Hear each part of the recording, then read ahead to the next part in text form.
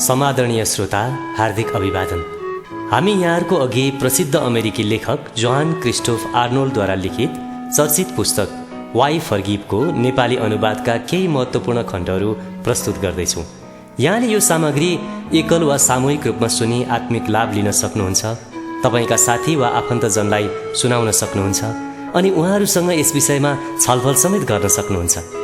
यो सामग्रीले विभिन्न परिस्थिति अनि भूगोलमा छरिएर रहेका सम्पूर्ण नेपाली भाषी इसाईमा बाइबलले सिकाए बमोजिम क्षमा माग्ने र दिने गुणको थप विकास गरी मण्डलीको उन्नतिमा समेत टेवा पुग्नेछ भन्ने हामीले अपेक्षा राखेका छौँ।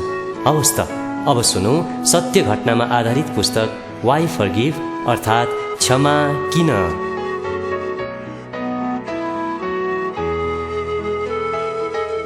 भाग 6।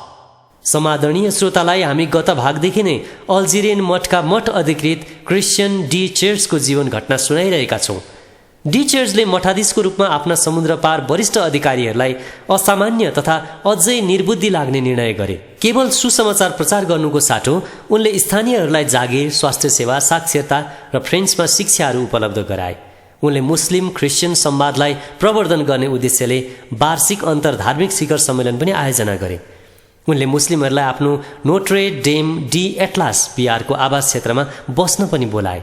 डी चेर्चले यस कार्यद्वारा मुस्लिम र क्रिस्चियनहरू एउटै परमेश्वर वा अल्लाहको छत्रछायामा एकसाथ जिउन सक्छन् भनी विश्वलाई देखाउने प्रयास गरे। श्रोता, उनले बताएअनुसार सामान्य दैनिक यथार्थहरूमा हामी जे हौँ सोही बन्नु चाहिँ हामीले साक्षी दिने एकमात्रै माध्यम रहेछ। समय बित्दै जाँदा डी चेर्चका प्रयत्नहरूको बावजुद वा सायद उनीहरूकै कारण केले हो, जिआइएहरूले ट्रापिस्टहरूलाई हस्तक्षेपकारी व्यक्तिको रूपमा बुझेका हुनाले उनीहरू ट्रापिस्टहरूसित क्रुद्ध भए। त्यसकारण ट्रापिस्टहरू अन्त्यमा अपहरणमा परे, बन्धक भए र मारिए। धेरै मानिसहरूका हकमा डी चेर्च र उनका सङ्गी भिक्षुहरूको मृत्युले इस्लामको सबैभन्दा खराब रूढिवादी सोच पुष्टि गर्दछ। तर डी चेर्चको हकमा यो चाहिँ शान्ति वार्ताकार हुनुको अपेक्षित मूल्य हो। मेरो हकमा यो चाहिँ क्षमादानको निको पार्ने सन्देश विश्वभरि फैलाउनै पर्दछ भन्ने कार्यको स्पष्ट निशानी हो। क्रिस्चियन पश्चिमा जगत र इस्लामको कल्पित खतरा बीच, चाहे इराकमा होस्, चाहे अफगानिस्तानमा होस्, चाहे अल्जेरियामा होस् अथवा जहाँसुकै होस्, तर धेरै मानिसहरू निरन्तर सशस्त्र द्वन्द्वहरूमा मर्न तम तयार भएको बखतमा शान्तिको खातिर मर्न तत्पर पुरुष तथा महिलाहरू कहाँ छन् त? निसन्देह रूपमा शान्तिको खातिर मर्न तत्पर व्यक्तिहरूमध्ये डी चेर्च एकजना हुन्। क्षमा र न्याय। प्रिय श्रोता, प्रेम बिनाको सत्यले नाश गर्छ तर सत्यता बिनाको प्रेमले ढाँट्छ भन्ने एबिहार्ड आर्नोल्डको भनाइ कति मर्मस्पर्शी लाग्छ हगे। पीडक तथा हत्याराहरूलाई क्षमा दिनु सम्भव छ के क्षमादानका सीमाहरू छैनन्? इस्वी सन् 1947 को लेखमा नरसंहार सम्बन्धी पुरा सन्तास भर्खरै मात्र सार्वजनिक भएको बेला सीएस ल्युइसले यस्तो लेखेका थिए, क्षमा दिनु र निरपराध तुल्याउनु बीच संसारमा बिल्कुलै भिन्नता छ। उनले सुझाए अनुसार अधिकांश व्यक्तिहरू आफूद्वारा भूल भएको बखतमा सो भूल स्वीकार्न चाहँदैनन्। त्यसैले उनीहरू आफ्ना व्यवहारहरू सम्बन्धी बहाना बनाउँछन्। मानिसहरू क्षमा माग्नुको साटो अरूहरूलाई होच्याउने परिस्थितिहरू स्वीकार गराउने र आफूहरू चाहिँ दोषरहित भएको प्रमाणित गर्ने प्राय कोसिस गर्दछन्। तर ल्युइसले अझै यसो भनेका छन्, यदि कोही साँचो रूपमा दोषको जिम्मेवार हुँदैन भने त्यहाँ क्षमा दिइरहनु पर्ने कुरा नै हुँदैन। यस अर्थमा क्षमादान र निरपराध साबिती करिब करिब विपरीत हुन्। साँचो क्षमादानको अर्थ गरिएका गल्तीहरूलाई स्वीकार गरिसकेपछि पाप अर्थात् कुनै बहाना बिना विचाराधीन राखिएको पापलाई एकनासले नजर लाउनु अनि पापका सम्पूर्ण त्रास, फोहोर, क्षुद्रता र दुर्भावलाई हेर्नु तथा यति हुँदाहुँदै पनि गल्ती गर्ने व्यक्तिसित पूर्ण रूपमा मिलापमा आउनु हो। निश्चय नै क्षमादान भनेको केवल त्यही हो। लस एन्जल्स प्रहरी विभागबाटका शेरिफ प्रतिनिधिहरूले जवान मानिसलाई कुटिएको प्रत्यक्ष घटना हेरिरहेको बेला रोबर्टो रोड्रिग्सले उनीहरूको फोटो खिच्ने निर्णय गरे। उनलाई तिनै लौरोधारी अधिकृतहरूले थाहा नभए आक्रमण गरे। फुटेको खोपडी लिएर अस्पताल भर्ना भएका रोबर्टोलाई जेल चलान गरियो अनि उनीहरूलाई मरणासन्न हुने गरी कुटेका अधिकृतहरूले आफूहरूलाई मार्न उद्योग गरेको भनी उनीमाथि नै अभियोग लगाए। राष्ट्रिय स्तरका प्रकाशन सङ्घका स्तम्भकार भएका हुनाले रोबर्टो पछि सङ्घर्षमा उत्रे अनि 7 वर्षको अवधिपछि उनले यसको सफाई पाए र सङ्घीय नागरिक अधिकार मुद्दा समेत जिते। तर त्यसबेला प्रणालीलाई चुनौती दिने उनका जमर्काहरूले उनलाई निशानाको व्यक्ति तुल्याए। उनले यसरी भने, म माथि मेरै फोटो टाँगेर र प्रहरी विभागसित कानुनी लडाईँ लडेको भनी नालीबेली खुलाउने लेखसहित हत्कडी लगाई मलाई एकपल्ट प्रहरी चौकीको बेन्चमा राखिएको थियो। मेरो छेउबाट भएर जाने हरेक प्रहरी अधिकृतलाई यो मान्छे यो खालको भएकोले यसलाई नबिर्सनु भनिन्थ्यो। वास्तवमा उनीहरूले बिर्सेका थिएनन्, किनकि मलाई अनवरत रूपमा पछिल्ला केही वर्षहरूसम्म दुःख दिनुको साथै मलाई 60 पटक जति गिरफ्तार गरिएको थियो। क्षमादानको बारेमा रोबर्टोलाई सोध्नुहोस् त, यसका जवाफहरू पनि उनीसित छन्, तर उनीसित प्रश्नहरू पनि उत्तिकै छन्। उनी भन्छन्, तपाईँ मलाई क्षमादानबारे सोध्दै हुनुहुन्छ? मलाई कुट्ने र यिनीहरूले मेरो अन्तिम गन्तव्यतिर लैजाँदैछन् भनी मध्यरातमा विश्वास गर्न मलाई बाध्य तुल्याउने शेरिफका प्रतिनिधिहरूलाई क्षमा दिनु आवश्यक छ? मलाई झुटो आरोपमा गिरफ्तार गरी निरन्तर मेरो पिछा गरिरहने अधिकृतहरू, मेरो विरुद्धमा मुद्दा दायर गर्ने जिल्ला न्यायाधीश, मलाई जेल हाल्न भरमदूर प्रयास गर्ने सरकारी वकिलहरूलाई के मैले क्षमा दिनु आवश्यक छ? सहायताको निम्ति बिन्ती गर्दा मेरो समस्याप्रति चासो नराख्ने राजनीतिज्ञहरूलाई के मैले क्षमा दिनु आवश्यक छ? मलाई अपराधी व्यक्तिको रूपमा चित्रण गर्ने संवाददाताहरूलाई के मैले क्षमा दिनु आवश्यक छ? सुनवाई हुनु 2 दिन अघि मेरो मुद्दा छोडेर हिँड्ने मेरो आफ्नै वकिललाई मैले क्षमा दिने कि नदिने?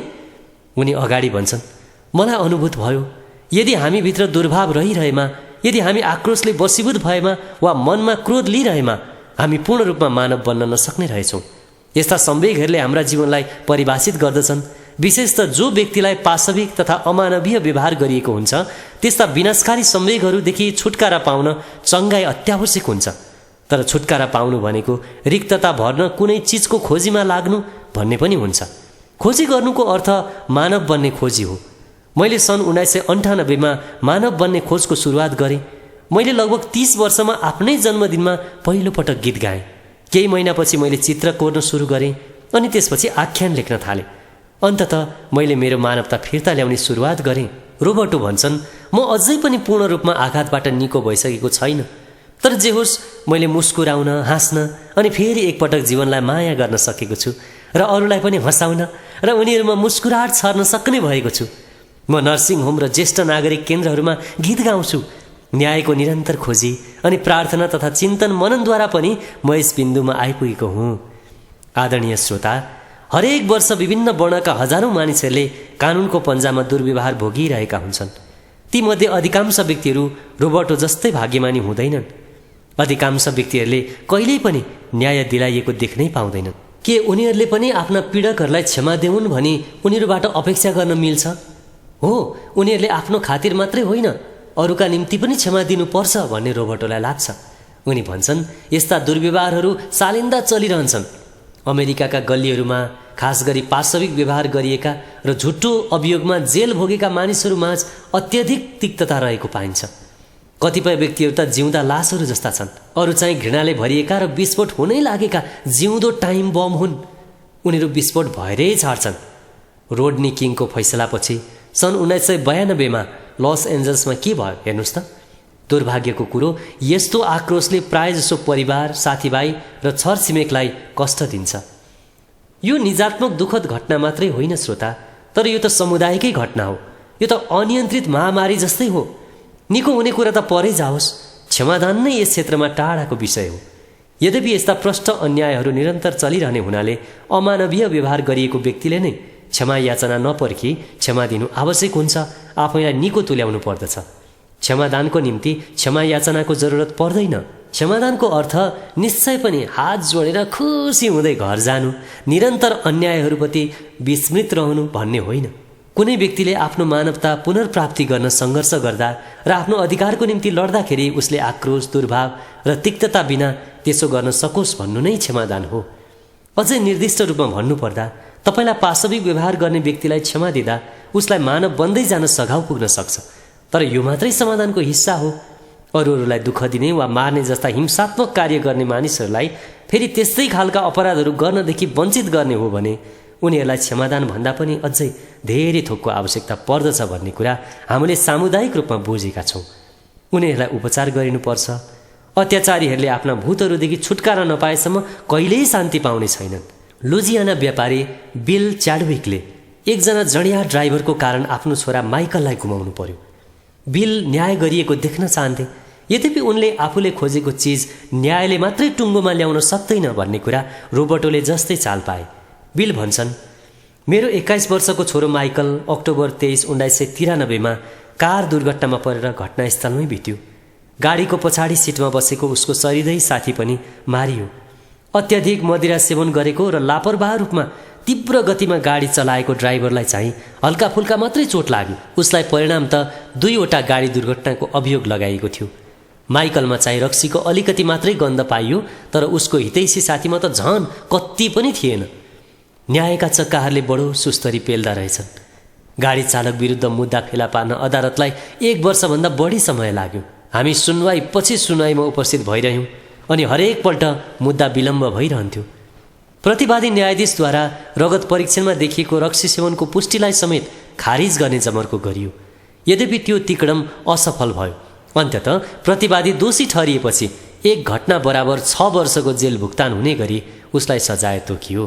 त्यस बखत उक्त दोषी व्यक्तिकी आमाले भनिन्, यदि मर्ने व्यक्ति मेरो छोरो भएको भए अनि गाडी चालक चाहिँ माइकल भएको भए म तिक्तता राख्ने थिइनँ।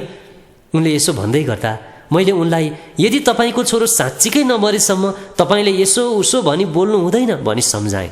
उनको छोरालाई अन्ततः सैनिक अनुशासन शिविरमा 6 महिना सजाय स्वरूप राखियो अनि 6 वर्ष सजायको बाँकी समय चाहिँ उसले जमानीमा भुक्तान गर्नु पर्यो। 6 महिनामा उनको छोरो घर फर्केर आउनेवाला थियो, तर हाम्रो त होइन। म कल्पना गर्छु गाडी चालकलाई न्यायको काठगडामा ल्याएपछि परिस्थितिलाई केही न केही फरक तुल्याउने विश्वास त मैले स्थापित गरेँ, किनभने पीडितले केही मात्रामा भए पनि त्यसपछि एक किसिमको न्याय पाउनेछ अनि अन्तमा पीडा हराउनेछ भन्ने हामीलाई लाग्छ। माइकलको मृत्यु भएदेखि यताका वर्षहरूमा यस्तै किसिमको निष्कर्ष खोजिरहेका शोक सन्तप्त मानिसहरूका अनगिन्ती वृत्तान्तहरू मैले पढेको छु। वास्तवमा म ड्राइभरसँग क्रुद्ध थिएँ, तर माइकलसित पनि क्रुद्धै थिएँ। जे भए पनि उसले त्यो रात साँच्चीकै गलत निर्णय त गरेकै थियो। उसले आफ्नै ज्यानलाई खतरामा राखेको थियो। मेरा भावनाहरूलाई दर्बिलो पार्नको निम्ति त्यस क्रोधबाट म गुज्रनु पर्दथ्यो। यद्यपि सजाय दिइसकेपछि पनि मैले निष्कर्ष फेला पारिनँ। मैले के पाएँ त? आखिर मेरो आत्मभित्र ठुलो भङ भेट्टाएँ, त्यसलाई पुर्न सक्ने केही थिएन। मैले गाडी चालकलाई क्षमा दिन नसकेसम्म मैले खोजिरहेको निष्कर्ष कहिल्यै फेला नपार्ने रहेछु भन्ने विचारले मलाई केही महिनापछि चसक्क घोच्यो। क्षमा दिनु चाहिँ जिम्मेवार नतुल्याउनु भन्दा फरक थियो। गाडी चालक मेरो छोरो माइकलको मृत्युको जिम्मेवार त छँदै नै थियो, तर त्यस घटनाको पिरलोदेखि उन्मुक्ति पाउनु अघि मैले उसलाई क्षमा दिनु पर्दथ्यो। सजायको कुनै पनि हदले हिसाब किताब कहिल्यै बराबरी नबनाउने रहेछ। हिसाब किताब जेसुकै भए पनि म क्षमा दिन तम तयार भएँ र क्षमादानको यस प्रक्रियामा वास्तवमा गाडी चालक समावेश थिएन, तर म चाहिँ समावेश थिएँ। त्यो चाहिँ म गुज्रनु पर्ने प्रक्रिया थियो। उसले जेसुकै गरे पनि म चाहिँ बदलिनु नै थियो। क्षमादानको बाटो लामो र पीडादायी थियो। मैले गाडी चालकलाई मात्रै नभएर धेरैलाई क्षमा दिनु पर्दथ्यो। मैले माइकललाई अनि यस्तो घटना हुन दिएकोमा परमेश्वरलाई र म आफैलाई पनि क्षमा दिनु पर्दथ्यो। आखिरमा म आफैलाई क्षमा दिन चाहिँ सबैभन्दा गाह्रो भयो। मैले आफ्नै जीवनमा धेरै पटक मदिराले मातेका क्षणहरूमा माइकललाई राखेर गाडी चलाएको थिएँ। मैले आफैलाई क्षमा दिनु आवश्यक रहेछ भनी पहिचान गर्न एकदमै कठिन भयो। अरू मानिसमाथि मैले खन्याएको आक्रोश त बाहिर देखा परेको केवल मेरै त्रास थियो। आफूलाई खोतल्न नपरोस् भन्ने हेतुले मैले आफ्ना भुलहरू अरूमाथि थोपरेको थिएँ, गाडी चालक, अदालत, परमेश्वर र माइकलमाथि। अनि मैले आफूलाई दोषी पात्रको रूपमा देख्न नसकेसम्म मेरो दृष्टिकोण बदलिन सक्दैन थियो। मैले सिकेको पाठ यही हो, हामीले चाहेको निष्कर्ष चाहिँ क्षमादानमा भेटिन्छ। अनि भन्नै पर्दा यस्तो निष्कर्ष चाहिँ हामीमै निर्भर हुन्छ, किनकि क्षमा दिने शक्ति चाहिँ हामीभित्रै निहित हुन्छ, हामी बाहिर होइन। भाग 7। श्रोता, मारपिटमा आफ्नै छोरी गुमाएकी बेलायती महिला मेरी फोले चाहिँ एकदमै भिन्न तलासमा छिन्। जन्मदिनको पार्टीमा विवाद भएपछि ईस्वी सन् 2005मा उनकी 15 वर्षीय छोरी शार्लोटलाई अर्की किशोरीले छुरा प्रहार गरी हत्या गरिदिए। शार्लोट पार्टीमा जान धेरै उत्साहित थिए। 15 पुगेर 16 टेक्दै गरेकी छोरी शार्लोटले पार्टीमा जान लागेका अन्य केही किशोरीहरूलाई चिनेकी थिए। यसैले त्यस विषयमा मैले कहिल्यै धेरै ख्याल राखिनँ। चिटिक्क कोरीबाटी गरेर आँखे मुँ छाँटी ऊ पार्टीमा हिँडिहाली। उसकी आमा मेरी फोले भन्छन्, राति 1 बजेतिर फोनको किरिङ रिङ आवाजले म बिउजेँ। शार्लोटकी एकजना साथीले फोन गरेकी रहेछ। ऊ एकदमै अतालिएको पाएँ। उसले अतालिँदै भनी, शार्लोटलाई छुरा प्रहार भयो, ऊ अहिले अस्पतालमा छ। त्यसपछि फोन काटियो। अस्पताल पुगेपछि मलाई उपचार कक्षमा लगियो। एकजना नर्स र 2 जना डाक्टरहरू भित्र छिरे। नर्सले सिधै भनिन्, म धेरै दुखित छु, शार्लोट जीवित रहिनन्। मैले त विश्वासै गर्न सकिनँ। ऊ जीवित छैन भन्ने तथ्य बुझ्ने मसित उपाय थिएन। मैले मेरी छोरीलाई बिदाईको हात हल्लाउन समेत मौका पाएकी थिइनँ। भोलिपल्ट हामी उसको मृतक शरीर शनाखत गर्न गयौँ। मैले उसलाई निहालेर हेरेँ।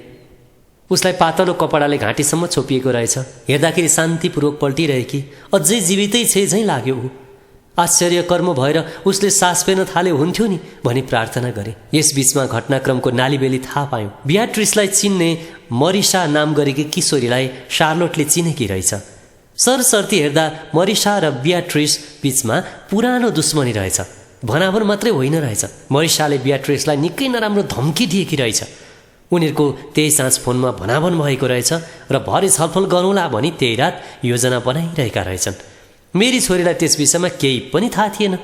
जे भए पनि शार्लोट र बियाट्रिस बीच आधा राततिर नाच्ने ठाउँमा भनाभन भएको रहेछ। त्यसको लगत्तै शार्लोट चाहिँ शान्त हुन माथिल्लो तलातिर लागिछ। ऊ ओछ्यानदेखि झर्दै गर्दा बियाट्रिसले भनिछ, तल तलामा तैँले मलाई के भनेकी थिइस् हँ? अनि उसले शार्लोटलाई 4 इन्च लामो किचन नाइफ धर्सी छ। बियाट्रिस आफ्नो ह्यान्डब्यागमा 2वटा छुरीहरू लिएर आएकी रहेछ। तत्काल अत्याधिक रगत बगेर मेरी छोरीको प्राण पोखेर उडेछ। छोरी गुमाएकी ती पीडित आमा मेरी फोले लन्डनको प्रसिद्ध ओल्ड फोर्टमा थचक्क बसी सुक्ख सुक्ख रोइरहन्। त्यसबेला उनी रिस र अविश्वासले आगो भइन्।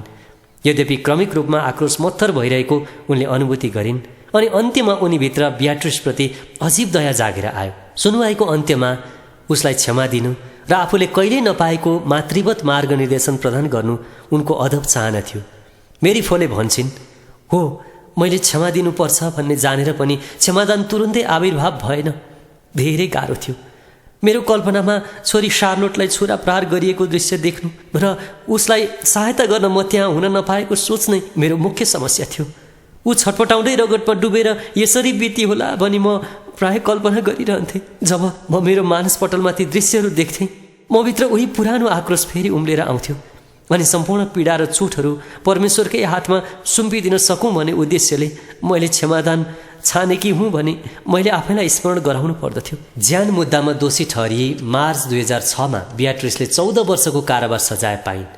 बियाट्रिसलाई क्षमा दिने तपाईँको निर्णयको अर्थ उसलाई दिएको कठोर सजायप्रति तपाईँ सहमत हुनुहुन्न भन्ने हो त भनी मेरी फोलेलाई सोद्धाखेरि उनले होइन भनिन्। वास्तवमा छुरा बोकेर हिँड्ने अन्य किशोर किशोरीहरू कहाँ यस सजायद्वारा एउटा दह्रो सन्देश जानेछ भन्ने उनको आशा रहेको छ। उनी उल्लेख गर्छिन्, त्यस किशोरी बियाट्रिसले हिंसाको इतिहास बोकेकी रहेछ। उसले 18 जनाको हत्याको सूची नै बनाएकी रहेछ। तर प्रभुभक्त इसाईको नाताले मेरी फोले सबैभन्दा लामो कारावासले कसुरदारको हृदय परिवर्तन गर्छ नै भन्ने छैन भनी स्वीकार पनि गर्छिन्। बियाट्रिसलाई प्रभु येशूसितको जीवन्त सम्बन्धको खाँचो छ। आखिर उसलाई बदल्न सक्ने संसारको एकमात्र थोक पनि त्यही मात्रै हो। त्यसैले मेरी फोले आफ्नी छोरीको हत्यारालाई त्यत्तिकै व्यवस्था गर्न अनिच्छा देखाउँछिन्। श्रोता, बियाट्रिसको पृष्ठभूमि यस्तै छ। साह्रै दुःखको कुरा हो यो। उसले मेरी छोरीलाई जे गरे त्यो ढाकछोप हुँदैन, तर उसको जीवनमा धेरै धेरै चुनौतीहरू मौजुद छन्। स्कुल, घर परिवार, केटा साथीहरू साथै केटी साथीहरूसित पनि उसको खटपट छ। उसको जीवनमा नाना थरीका समस्याहरू आइपरेका छन्। आफ्नै श्रीमतीको हत्या प्रयासको सिलसिलामा बियाट्रिसका ड्याडी प्रहरीको तलासमा छन्। एक अर्थमा ऊ बेघर भएकी पाइयो। सबैभन्दा दुःखद विषय, उसका कुरा सुनिदिने त्यहाँ कोही भएनन्, कहिल्यै भएनन् कोही। उसको जीवनको रिक्तता भरिदिउँ र उसित पनि सकारात्मक कुरा छन् भनेर विश्वास गर्ने व्यक्ति बनौँ भन्ने मेरो प्रयास हो। एक किसिमले ऊप्रति मेरो मातृवत भावना छ। सायद म शार्लोटकी आमा भएकीले ऊ जेलमा हुँदा उसलाई केही नयाँ कुरा सिक्ने प्रेरणा दिन सक्छु। बियाट्रिसले विगत वर्षहरूमा गरेका अनेकौं नराम्रा कार्यहरू स्कुलमा बताउने क्रममा मेरी फोलेले अस्वस्थकर मित्रताको पनि चर्चा गरेकी छिन्। त्यस्तो मित्रताले उत्प्रेरित गर्ने हिंसात्मक घटनाहरूबीच सम्बन्ध हुन्छ भन्ने निष्कर्ष निकाल्दै उनले क्षमादान र हिंसारहित द्वन्द्व समाधान बीच पनि सम्बन्ध हुन्छ भनी उल्लेख गरेकी छिन्। कहिलेकाहीँ मेरी फोले बियाट्रिसले जेलबाट पठाएको पत्र पनि पढेर सुनाउँछिन्। पत्रमा बियाट्रिसले यस्तो लेखेकी रहेछ, आदरणीय मिसेस फोले, म बियाट्रिस छु।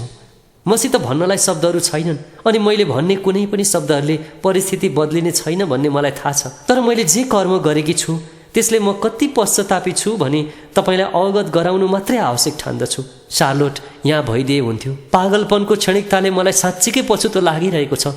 मैले कहिल्यै त्यसो नगर्नु पर्ने रहेछ। त्यसो गर्नु कुकर्म रहेछ। मैले तपाईँ र तपाईँका मसिना नानीहरूमा ल्याएका पीडा र शोकप्रति साह्रै दुखित छु। मिसेस फोले, तपाईँकी कलिली छोरीमाथि गरेको अपराधले म एकदमै पश्चातापी छु। उनको जीवन नै लिने मेरो आशय थिएन कि मार्थ त्यसो थिएन। मभित्र त्यस्ता दुराशयहरू कहिल्यै थिएनन्। शार्लोटलाई छुरा प्रहार गर्छु नै भन्ने मनमा पटक्कै थिएन। म त्यो हदमा किन उत्रेँ? म जवाब दिन सक्दिनँ। अदालतमा समेत म यो कारणले चरम बिन्दुमा पुगेँ भनेर बताउने मसित जवाब थिएन। महाशया फोले, यतिका धेरै मानिसहरूलाई यस्तो पीडा उत्पन्न गराउन केले मेरा हातलाई शार्लोटतिर बढायो मलाई नै थाहा छैन। तर त्यो विगत फर्काउन पाए हुन्थ्यो भने मभित्र धेरै बेग र आकाङ्क्षा रहेको कुरा मलाई थाहा छ। मिसेस फोले, म साँच्चीकै दुखी छु। शार्लोटसित पनि माफी चाहन्छु। उनी यहाँ भइदिएकी भए हुन्थ्यो। म्याडम, मलाई माफ गर्नुहोस् भन्नुबाहेक मसित अरू कुनै शब्द नै छैन। म यति साह्रो दुखी छु भनी प्रमाणित गर्न अझ धेरै कुरा भइदिए हुन्थ्यो भन्ने लाग्छ। यी सबै कार्यले म ज्यादै निराश छु। यो साह्रै अनावश्यक नाटक थियो। म्याडम, कृपया दुःख नमान्नुहोला। तपाईँलाई यो पत्र लेखेकोमा तपाईँ दुःख मान्नुहुन्न भन्ने आशा लिएकी छु। मलाई आशा छ तपाईँले एक दिन खुसी प्राप्त गर्न सक्नुहुन्छ। तपाईँलाई साह्रै दुखित र घोर निराश तुल्याउने व्यक्ति भएकोमा आफैप्रति मलाई घृणा छ। मैले शार्लोटलाई जे गरेँ मलाई त्यसको भयावह अनुभूति भइरहेको छ। ज्यादै अन्याय गरेँ। यी सबै घटना घटोस् भनी मैले एक रति पनि चाहेकी थिइनँ कि मार्थ चाहेकै थिइनँ। फोले, म क्षमा प्रार्थी छु। आफूले चोट पुर्याएको कसैलाई भन्ने शब्दहरू भेट्टाउन गाह्रो हुँदो रहेछ। तर म कति पश्चातापी छु भन्ने कुरा तपाईँलाई अवगत गराउन मात्रै जरुरी थियो। तपाईँले पत्रोत्तर नदिनु भए पनि केही छैन, तर तपाईँबाट सुन्न पाए हुन्थ्यो भन्ने कामना गर्दछु। महाशया, तपाईँकी छोरीलाई हानि गर्ने मेरो मनसाय थिएन। बियाट्रिसबाट धेरै प्रेम। पुनश्च तपाईँकी शार्लोटलाई फर्काइ ल्याउन म जे पनि गर्ने थिएँ। श्रोताले बियाट्रिसको पत्रको वाचन सुन्नुभयो अघि। उसको पत्रबारे तपाईँको प्रतिक्रिया के छ भनी सोद्धाखेरि मेरी फोलेका विचारहरू पुनश्च लेखिएकोतिर स्वत भुरुरुरु उडिदिन्छन्। शार्लोटलाई फर्काएर ल्याउनको निम्ति उनले गर्न सक्ने कुरा केही पनि छैन। तर मेरी फोलेले प्रथम पत्र र यस पत्रदेखि यताका केही पत्रहरू प्राप्त गर्नुले उनलाई बियाट्रिस भावना पुञ्जको एउटा मानव, एउटी युवती हो भन्ने सम्झन सहयोग पुर्याएको छ भनी बताएकी छन्। मेरी फोलेका अनुसार शार्लोटको मृत्युको प्रसङ्ग लिएर घरका हरेक सदस्य आफ्नै अडानमा हुन्छन्। उनी उदाहरण प्रस्तुत गर्दै भन्छन्, मेरो छोरो डायनले क्षमादानबारे सोचेको समेत रहेनछ, तर मेरो श्रीमान पावलले चाहिँ क्षमा दिने निर्णय गर्नुभएको रहेछ। मेरी फोले अगाडि भन्छन्, मेरा अधिकांश अन्य आफन्तजन र इष्टमित्रहरू मलाई पागल भन्ठान्छन्। मलाई लाग्छ उनीहरू त्यसो भन्न त खोज्छन् तर भनिहाल्दैनन्, कारण उनीहरू मेरो भावनामा ठेस पुर्याउन चाहँदैनन्। उनीहरू मेरो सामुन्ने नै मेरो आलोचना गर्न नसक्लान् अथवा मनको तुलबुली समेत व्यक्त नगर्लान्। तर मलाई प्रश्न सोद्धा चाहिँ तपाईँले उनीहरूको आशय सुन्न सक्नुहुन्छ। जे भए पनि आखिरीमा संसारभरिकै आलोचनाले पनि मलाई छेक्ने छैन। मलाई अभिप्रेरित गर्ने, मलाई एका बिहानै ओछ्यानदेखि उठ्न लगाउने तत्त्व भनेको नै मेरो जीवनमा परमेश्वरको उद्देश्य छ भन्ने बोध हुनु हो। म जुन अवस्थाबाट गुज्रनु परेको भए पनि परमेश्वरले यस वियोगलाई आफ्नो महिमाको खातिर प्रयोग गर्नुहुनेछ भनी म विश्वास गर्दछु। जब म मेरो कहानी बताउँछु र मानिसहरूका जीवनमा बत्ती बलेको देख्छु, त्यसबेला चाहिँ उनीहरूले हामीले क्षमा रोज्न सक्नु पर्दो रहेछ भन्ने कुरा बुझ्छन्। हो, यही कुराले मलाई अभिप्रेरित तुल्याउँदछ। हामीहरू जिन्दगीभरि तिक्तताको दास बनेर वा पिल्सिएर बस्नु नहुने रहेछ भन्ने कुरा उनीहरूले बुझ्न पाउँछन्। दया कर्म। विलियम शेक्सपियरको एउटा पद्यात्मक लेखन यस्तो छ, न्यायबारे तिम्रो बिन्ती भए पनि यो ख्याल राख, न्यायको सिलसिलामा हामी कसैले छुटकारा देख्न पाउने छैनौँ। हामी गर्दछौँ प्रार्थना खातिर दया कर्म, अनि हामी सबैलाई उही प्रार्थनाले सिकाउँदछ व्यवहारमा उतार्न दया कर्म। प्रिय श्रोता, क्षमादान लिनु र दिनु दुवै पूर्णत सुखद छ। कुख्यात चुच्चे बन्चरो हत्यारा कार्ला फायर टक्करलाई 1998 फेब्रुअरी 3 हट्सनभिल टेक्सासमा फाँसी दिने क्रममा मृत्यु सजाय विरोधीहरूको सानो झुण्डले शान्तिपूर्ण राँके जुलुसको आयोजना गर्यो। तर उनको मृत्युको खुसी मनाउन कारागार बाहिर 100 मानिसहरू भेला भएका थिए। एकजना मानिसले स्वर्गले तिमीलाई सहायता गरोस्, नरकको रूपमा हामी पक्कै त्यसो गर्न सक्दैनौँ भनी लेखिएको कार्डबोर्डको सङ्केत पाटी हल्लाए। यद्यपि कारागारभित्र रोन कार्लसन नाम गरेका मानिसले कार्लाको निम्ति प्रार्थना गरिरहेका थिए। उनले मृतकका परिवारहरूका गवाही कक्षमा होइन, तर हत्याराको परिवारको निम्ति अलग गरिएको एउटा कक्षमा प्रार्थना गरिरहेका थिए। मैले रोनलाई भेटेको र घृणादेखि मिलापको बाटोमा लागेको उनको अद्भुत कहानी सुनेको 2 वर्ष बितिसकेको थियो। तर उनले मलाई जे कुरा बताए सो हिजो मात्रै भने चाहिँ मेरो दिमागमा ताजै रहिरहेको छ। दिनभरि परिश्रम गरेर एक दिन 5 बजेतिर घर आइपुगेको केही क्षणमै फोनको घन्टी किरिङ किरिङ बज्यो। यो कुरा 1983 जुलाई 13 तारिकको हो। मेरो बुबाले फोन गर्नुभएको रहेछ। उहाँले भन्नुभयो, रोनी तिमी झट्टै पसलमा आउनु पर्यो, तिम्री दिदीको हत्या भयो। म त रणभुल्लमा परेँ, विश्वासै गर्न सकिनँ। मैले उहाँको मृत शरीर अपार्टमेन्टदेखि बोकेर लैजाँदै गरेको टेलिभिजनमा देख्दाखेरि पनि अझै विश्वासै लाग्न सकेन। भाग 8। श्रोता, हामी गत भागदेखि नै रोन कार्लसनको जीवनमा घटेको घटनाको वाचन गरिरहेका छौँ। दबोरा मेरी दिदी हुनुहुन्छ र उहाँले नै मलाई हुर्काउनु भएको हो। म धेरै सानो छँदा नै मेरा आमा बुबाको सम्बन्ध विच्छेद भएको रहेछ। मेरी आमा बित्नु हुँदा म 6 वर्षको थिएँ। मेरा एकजना दिदी बाहेक दाजुभाइहरू थिएनन्। यसैले दबोरा मेरी अत्यन्तै प्यारी दिदी हुनुहुन्थ्यो। दबोरा दिदीले मैले लगाउने लुगा तयार पारिदिनुहुन्थ्यो, अनि टेबलमा खाना राखिदिनुहुन्थ्यो। उहाँले मेरो गृह कार्यमा सहायता गर्नुहुन्थ्यो, अनि मैले गल्ती गरेमा मेरो हातमा प्याट्ट कुट्नुहुन्थ्यो। उहाँ मेरी आमा भन्नुभयो। घटनास्थलमा पुग्दा थाहा पाएँ दिदीको प्राण गइसकेको रहेछ। उहाँको शरीरभरि दर्जनौँ घाउका प्वालहरू अनि प्वालै प्वाल पार्ने चुच्चे बन्चहरू उहाँको मुटुभित्र छोडिएको रहेछ। दिदीका शत्रुहरू थिएनन्। उहाँ केवल गलत समयमा गलत ठाउँमा पर्नुभयो। उहाँ बस्दै आउनुभएको घरबाट मोटरसाइकलका पाट पूर्जाहरू चोर्न हत्याराहरू आएका रहेछन्। जब उनीहरूले दिदीको साथमा बस्ने जेरी डोनलाई फेला पारे, उनलाई धारिलो हतियार प्रहार गरी मारिदिए। उनीहरू ड्रग्सको नसाले लट्ठ थिए। त्यसपछि उनीहरूले दिदी दबोरालाई फेला पारे, त्यसकारण उहाँलाई पनि मारे। हाउस्टनमा खैला पहिला मचियो। अपराधका रक्तपात पूर्ण घटना विवरणहरू प्रमुख समाचार बनिरहे र पुरै सहर त्रासमय भयो। केही हप्तापछि हत्याराहरू कार्ला फायटकर र डेनियल ऱ्यान ग्यारेट नाम गरेका दुर्व्यसनीहरूलाई आफन्तहरूले प्रहरीमा बुझाए। न्यायिक जाँचबुझ गर्दा दोषी पाइएकाले उनीहरू दुवैलाई अन्ततः सजाय दियो। डेनियल चाहिँ जेलमा पछि मर्यो। अझै पनि रोनलाई चैन भएन। हो, उनीहरू समातिदा म खुसी त भएँ, तर म आफै उनीहरूलाई मार्न चाहन्थेँ। म चरम घृणा द्वेषले भरिएको थिएँ अनि जस्तोको तस्तै ढिँडोलाई निस्तै गर्न चाहन्थेँ। कार्लाले मेरी दिदीको मुटुमा जसरी बन्चरो रोपेकी थिए, उसको मुटुमा पनि त्यसरी नै बन्चरो रोप्न चाहन्थे। आदरणीय श्रोता, रोन भन्दै जान्छन्, दिदीको मृत्यु अघि म जड्याहा र लागु औषध दुरुपयोगकर्ता थिएँ, तर उहाँलाई दफन गरेपछि त पहिलाभन्दा पनि झन बढी जकडिएँ। लगभग 1 वर्षपछि उनका बाबुको पनि गोली हानी हत्या भयो। म प्राय मातेको हुन्थेँ र धतुरो गाँजाले लट्ठै भइरहेको हुन्थेँ। श्रीमतीलाई पनि धेरै मारपिट गर्दथेँ। म एकदमै रिसा थिएँ। म आफैलाई मार्न चाहन्थेँ। तब एक रात वैरभाव बोकेर पटक्कै जिउन नसक्ने भएँ। म यस्तो बिन्दुमा आइपुगेँ कि म भित्र थुप्रिरहेको घृणा र आक्रोशलाई पार नलगाई भएन भन्ने मलाई बोध भयो। सामानहरू तोडफोड गर्न र मानिसहरूलाई मार्न मात्रै मन लाग्ने खराब अवस्था बढ्दै थियो। मेरी दिदी र मेरो बुबालाई मार्ने मानिसहरूकै पथमा म पनि ओह्रालो लाग्दै थिएँ। जे होस्, एक दिन मैले बाइबल खोलेँ अनि पढ्न सुरु गरेँ। साँच्चीकै विचित्र थियो त्यो क्षण। म एकातिर गाँजा भाङ तान्ने अनि अर्कोतिर परमेश्वरको वचन पढ्ने गर्दथेँ। तर बाइबल पढ्दै जाँदा प्रभु येशूलाई क्रुसमा चढाइएको ठाउँमा पुगेँ। हठात बाइबललाई ड्याम्म बन्द गरेँ। खोइ किन हो, त्यस कुराले मलाई अद्भुत अनुभूति गरायो। अनि भने, मेरो परमेश्वर, उनीहरूले येशूलाई पनि त मारे। त्यसपछि मैले घोडा टेकेछु। पहिला कहिल्यै त्यस्तो गरेको थिइनँ। र परमेश्वरलाई मेरो जीवनमा आउनुहोस् अनि मलाई हजुरले चाहे अनुसारको व्यक्ति बनाउनुहोस् र मेरो जीवनको मालिक बन्नुहोस् भनी बिन्ती गरेँ। खासमा त्यो रात त्यही भएको थियो। पछि मैले बाइबल अझै पढ्दै गएँ। प्रभुको प्रार्थनाको हरफ, हामीलाई क्षमा गर्नुहोस् जसरी हामीले क्षमा गरेका छौँ भन्ने एउटा हरफले मेरा चेतनारूपी आँखाहरू खोलिदियो। तपाईँले क्षमा नदिएसम्म तपाईँलाई क्षमा मिल्ने छैन भन्ने अर्थ स्पष्ट भयो। म त्यसो गर्न सक्दिनँ, मैले कहिल्यै त्यसो गर्न सकेको थिइनँ भन्दै मैले आफैसित तर्क गरेको मलाई सम्झना छ।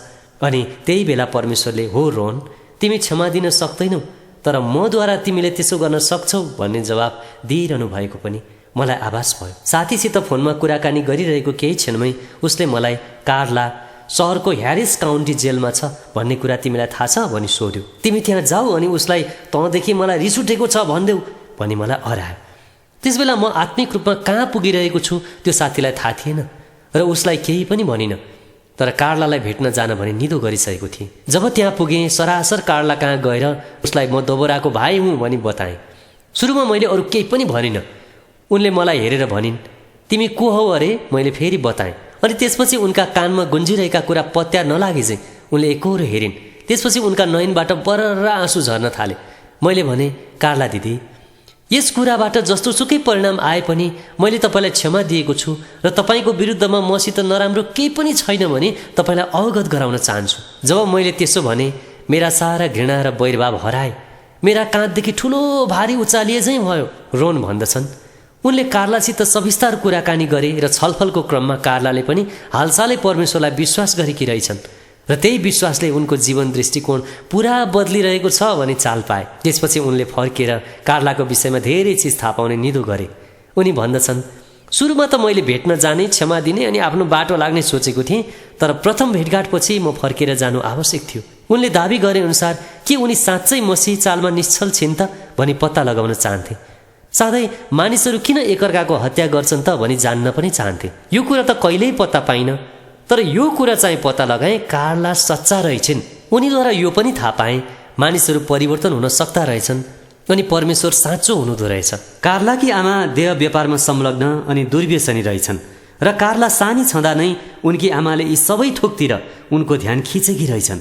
कार्ला त 10 वर्षकी छँदा नै दुर्व्यसनतिर लागेकी रहेछन्। यारिस काउन्टी कारागारमा दिदीबहिनी बीच सुसमाचार सुनाउने, निशुल्क बाइबल बाँड्ने अनि जिउनको निम्ति उनीहरूलाई केही कुरा खोज्न सहायता गर्ने सेवा कार्यद्वारा जेलमा मात्रै उनको जीवनले नयाँ मोड लियो। मृत्युदण्ड सुनाइएकालाई राखिने कक्षमा हरेक दोस्रो महिना वा पछिल्ला 2 वर्षसम्म रोन कार्लालाई भेट्न जान्थे अनि कार्लालाई पत्र पनि लेख्दथे। उनीहरू छिट्टै घनिष्ठ मित्र भए। यो सन्दर्भलाई रोन यसरी सम्झन्छन्, मानिसहरूले यो कुरा बिल्कुल बुझ्न सकेनन्। उनीहरूले मलाई यो मानिसमा पक्कै पनि गडबडी छ भन्थे।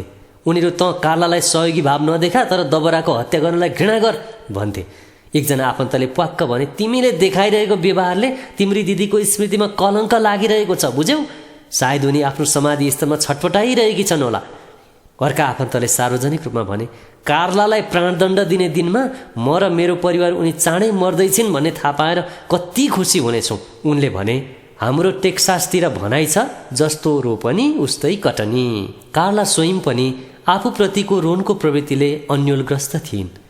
कार्लाले मृत्युदण्ड पाउन केही क्षण अघि आफूलाई अन्तर्वार्ता लिने डच टेलिभिजन कर्मचारी दलसित कुराकानी गर्दा भनेकी थिइन्, यो कुरा अविश्वसनीय छ, उदेक लाग्दो छ। क्षमादान एउटा कुरा हो, तर सोच्दै नसोचेको व्यवहारले म प्रति सहयोगी भाव देखाउनु, मलाई दिलैदेखि प्रेम गर्नु, यदि त्यसो हो भने उनका निम्ति यो कुरा उनी मरेको देख्न चाहने हजारौं टेक्सासवासीहरूलाई बुझाउन सजिलो भयो। म उनीहरूको आक्रोश बुझ्दछु, कसले बुझ्दैन र? यो त उनीहरूका चोट र पीडाको अभिव्यक्ति हो र मलाई थाहा छ उनीहरूका विचारमा म क्षमादान पाउन योग्यको छुइनँ। तर को चाहिँ क्षमादान पाउन योग्य छ त? मलाई नयाँ जीवन साथै यही नै अन्तिम सत्य होइन भन्ने आशा प्रतिज्ञा दिएको छ। कार्ला, म दुखी छु, ईश्वरले तपाईँहरूलाई यसद्वारा शान्ति प्रदान गरून् भन्ने आशा राख्दछु भनी आफ्नो अन्तिम भनाइ राखेर मुस्कुराउँदै अनि स्ट्रेचरमा फिताले बाँधिएर प्राणघातक केमिकलको सुई लगाउने बेलामा गुनगुनाउँदै साहसपूर्वक मृत्युशय्यामा गइन्। रोनले आफ्नो तर्फबाट आग्रह गरिरहेका छन्, उनलाई प्राणदण्ड दिनु बेकार हो, जस्तोसुकै भए पनि कसैलाई मार्नु राम्रो होइन। अरूलाई मारेर हाम्रा सडकहरू बढी सुरक्षित हुँदैनन्, यसले त झन बढी पीडाहरू उत्पन्न गर्दछ। मलाई मेरी प्यारी दबरा दिदीको याद त आइरहन्छ, तर मलाई कार्लाको पनि त याद भइ नै रहनेछ।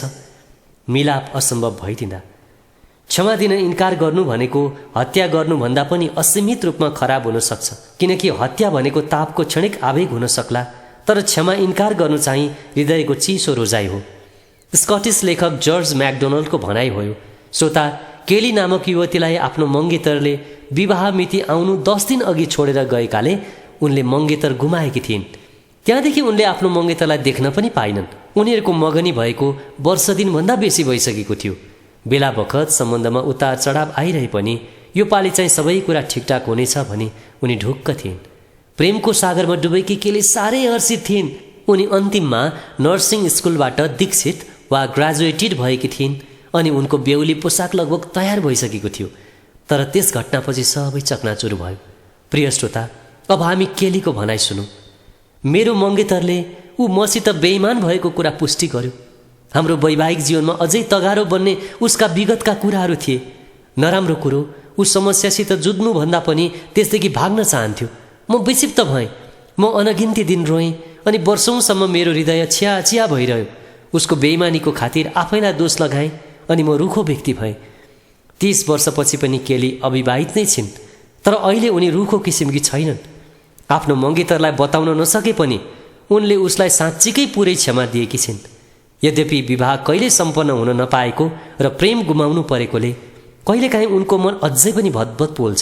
उनले वृद्ध वृद्धा र रोगी बिरामी, गर्भवती आमाहरू अनि विकलाङ्ग बालबालिका जस्ता व्यक्तिहरूलाई सहायता र सेवा गरेर अर्को किसिमको खुसी प्राप्त गरेकी छिन्। प्रसन्न र फुर्तिली केलीलाई आफूलाई कमजोर ठान्ने फुर्सद नै छैन। यदि कसैलाई उनको विगतबारे थाहा छ भने उनका थोरै साथीहरूलाई मात्रै थाहा छ। उनी भन्छन्, म एक्लै हुनाले कुनै व्यस्त श्रीमती र आमाले कहिल्यै गर्न नसक्ने कार्यहरू गर्न म सक्षम छु। म विवाहित हुँदा जति बालबालिकालाई हेरचाह र प्रेम गर्न सक्थेँ होला, अहिले त्योभन्दा बढी बालबालिकालाई हेरविचार, स्नेह र प्रेम गर्न सक्षम बनेकी छु।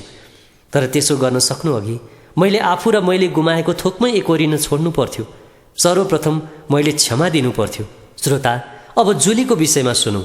जब जुलीले आफ्नो श्रीमान माइकले आफ्नी छोरीलाई यौनजन्य दुर्व्यवहार गरिरहेको थाहा पाइन्, क्षोभ र क्रोधले उनले आफूलाई सम्हाल्न सकिनन्। माइकको सामना गरी आइन्दादेखि तपाईँको यस्तो व्यवहार नहोस् भनी सुनिश्चित गर्ने कदम चालेपछि पनि जुलीले उसैसित बस्ने निश्चय गरिन्। भाग 9। प्रिय श्रोता, हामी यहाँहरूलाई जुलीको जीवन घटना सुनाइरहेका छौँ। एकातिर श्रीमानले फेरि यस्तो हुने छैन भनी जिकिर गरेकाले जुलीले उनलाई विश्वास गर्न चाहिन्। अर्कोतिर माइकलाई यहाँ नबस्नुहोस् भन्न समेत उनी सोच्न सक्दिनथिन्। तर जसै गरे पनि परिवार छिन्न भिन्न हुन पुग्यो। जुली भन्छन्, म घोर नैराश्यमा धर्मराइरहेकी थिएँ। माइक मेरो निम्ति पराई भए अनि नरक जस्तो वातावरणमा म उनीसित बस्न नसक्ने भएँ। हाम्रो सम्बन्धमा सुधार ल्याउन वा कमसेकम परिवारलाई चुइटेनदेखि जोगाउन सङ्घर्ष गर्दै लगभग 1 वर्ष एकैसाथ बस्यौँ, तर व्यर्थ भयो। मैले अन्त्यमा माइकलाई छोडिदिएँ अनि आफ्ना नानीहरू लिएर म आफ्नै पुरानो गृहनगर फर्केँ।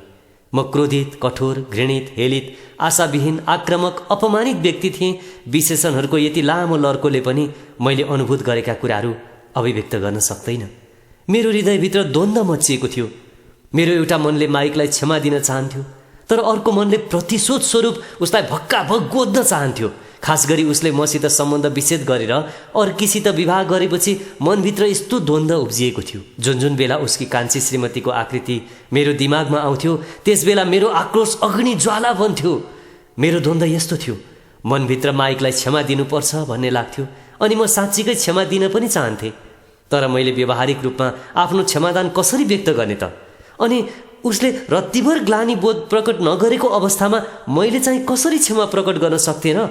माइकले जे गरे त्यस विषयमा टिप्पणी गर्न मैले पटक्कै चाहिनँ। मैले उनलाई छोड्दा हाम्रा नानीहरूलाई तपाईँकै साथमा फेरि कहिल्यै राख्न सक्दिनँ भनी उनलाई भनेको थिएँ। तर हाम्रो वैवाहिक जीवन सदालाई टुङ्गियो भन्ने तथ्य मानिलिनु र सम्बन्ध विच्छेदलाई स्वीकार गर्नुबाहेक मैले गर्न सक्ने अरू केही देखिन्न थियो। यो लडाइँ सहज रहेन र अझै पनि जारी नै छ, कारण दुर्व्यवहार र सम्बन्ध विच्छेदको असर हाम्रा 5 जना नानीहरूमाथि परेको प्रत्यक्ष त देखिरहेको छु। क्षमादान चाहिँ एकपटक दिएर वा लिएर हुने चिज होइन रहेछ भन्ने कुरा पनि मैले बोध गरेकी छु। क्षमादान त बारम्बार सदर गरिरहनु पर्ने रहेछ। माइकलाई मैले बिल्कुलै क्षमा दिएँ त भनी कहिलेकाहीँ मनमा शङ्का उत्पन्न हुन्छ अनि मैले पनि शङ्कासित युद्ध गर्नुपर्ने हुन्छ। तर उनले ममाथि गरेका अत्याचारहरूले मलाई तहस नहस पार्न सक्दैनन् भन्ने कुरा अन्ततः मलाई थाहा छ। दैनिक जीवनमा क्षमा दिनु, प्रेम गर्नु नितान्त दुर्बल बन्नु हो। प्रेमका सारा खतराहरू र व्याकुलतादेखि तपाईँ पूर्ण रूपमा सुरक्षित हुन सक्ने स्वर्ग बाहिरको एकमात्रै स्थान भनेको नरक हो। C.S. लिविसका यी भनाइहरू धेरै श्रोतालाई अवगत नै होला। सायद हामी मध्ये अधिकांश व्यक्तिले हत्यारा वा बलात्कारीलाई क्षमा दिने कुराको कहिल्यै सामना गर्नु पर्दैन होला। तर हामी सबैले आफ्नो जीवनसाथी, छोराछोरी, साथी वा सहकर्मीलाई क्षमा दिनुपर्ने आवश्यकता बिहोर्दछौँ। उनीहरूलाई त सायद एकै दिनमा दर्जनौं पटक क्षमा दिनुपर्ने हुन्छ होला। अनि अघिल्लो अवस्थामा भन्दा पछिल्लो अवस्थामा क्षमा दिनु अलिक सजिलो हुन सक्छ। यद्यपि यो पनि त्यत्तिकै महत्त्वपूर्ण हुन्छ। कवि विलियम ब्लेकले एउटा विषालु रुख नामक आफ्नो कवितामा श्रोता अति सूक्ष्म आक्रोश ढकमक्क फुलेर त्यसले विषालु फल फलाउन सक्छ है भनी यसरी प्रस्तुत गरेका छन्। आफ्नो मित्रसित थिएँ म रिसाएको, देखाएँ आफ्नो क्रोध, अन्त्य भो मेरो क्रोधको। मेरो शत्रुसित थिएँ म रिसाएको, मैले देखाइन त्यो, वृद्धि हुँदै गयो मेरो क्रोधको।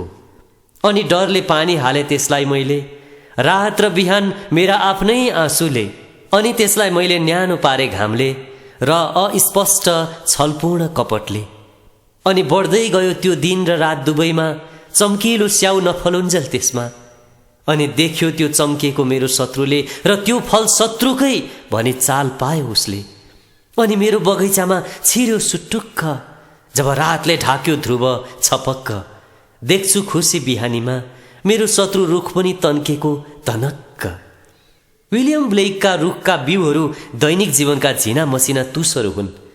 प्राय यस्ता तुसहरू साह्रै सूक्ष्म भएकाले तिनलाई ठम्याउन बडो मुस्किल हुन्छ, कमसेकम प्रारम्भिक अवस्थामा मुस्किल पर्दछ। तर श्रोता, यदि हामीले त्यसलाई जानी जानी मलजल नगरे पनि त्यस्ता तुसहरू समयको अन्तरालमा अङ्कुराउने छन्। यसकारण त्यस्ता तुसहरूले हामीमा जरा हाल्ने बित्तिकै तिनीहरू बढ्न नपाउँदै जति नै साना भए पनि तिनलाई उखेलेर फालिहाल्नु अति महत्त्वपूर्ण हुन्छ। मैले कलिलै उमेरमा तुसहरू नपालिराख्न सिक्नु परेको थियो। सामान्यतया मेरो बाल्यकाल सुखमय नै थियो, तर मैले अप्रिय अनुभवहरू पनि सँगालेको थिएँ। म पिलनधरे बालक जन्मने बित्तिकै मलाई दिमागमा पानी जम्ने हाइड्रोसेफालस रोग लागेको पत्ता लागेछ। अनि डाक्टरले मेरी आमालाई यो बालक कहिल्यै हिन्डुल गर्न सक्दैन भनेको रहेछ। यद्यपि यो कुरा साँचो प्रमाणित भएन। म 2.5 वर्षमै हिँड्न थालेँ। मेरो अवस्था चाल पाउने मेरा सहपाठीहरूले चाहिँ मलाई पानी टाउके भनेर नाम राख्न थाले। सायद यस कुराले मलाई भन्दा मेरा आमा बुबालाई बढी मन दुख्यो होला। तापनि यस्तो उपनामले मलाई पनि धेरै दुखित तुल्याउँथ्यो। जब म 6 वर्षको थिएँ, मेरो खुट्टादेखि ठूलो ट्युमर हटाउनु पर्ने भयो। जीवनका पछिल्ला 3 दशकहरूमा गरिएका अनेकन शल्यक्रियाहरूमध्ये यो पहिलो थियो। शल्यक्रिया गर्न 2 घण्टा लाग्यो। एन्टिबायोटिक्स अस्तित्वमा आउनु अघिका दिनहरू भएकाले घाउ सङ्क्रमण हुने खतरा पनि थियो। र हामी पाराग्वेका झोडामा बस्थ्यौँ। धेरै दिनसम्म घाउहरू निको भएनन्। मेरो खुट्टा सिलाइसकेपछि मैले अस्पतालदेखि हिँडेर घर जानु पर्थ्यो। मलाई कसैले बैसाकी दिएनन्। टाँगामा चढ्ने कुरा त परै छाडौँ। म खोच्याङ खोच्याङ गर्दै घरमा आउँदाखेरि मेरो बुबाको दुखी मुहार अझै पनि म झलझली देख्दछु। तर उहाँले एक शब्द पनि बोल्नु भएन।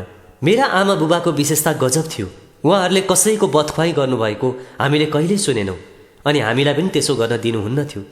हामीमध्ये कुनै नानीहरूलाई चाहे शिक्षकद्वारा वा अन्य कुनै वयस्क व्यक्तिद्वारा दुर्व्यवहार गरिएको अनुभूत भएमा उहाँहरू पनि अरू आमा बुबा झैँ आफ्ना मनसित सङ्घर्ष गर्नुहुन्थ्यो।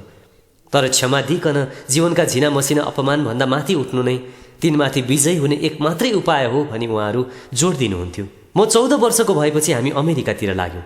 दक्षिण अमेरिका खोरिया गाउँदेखि न्युयोर्कको हाई स्कुलसम्मको परिवर्तन विशाल थियो।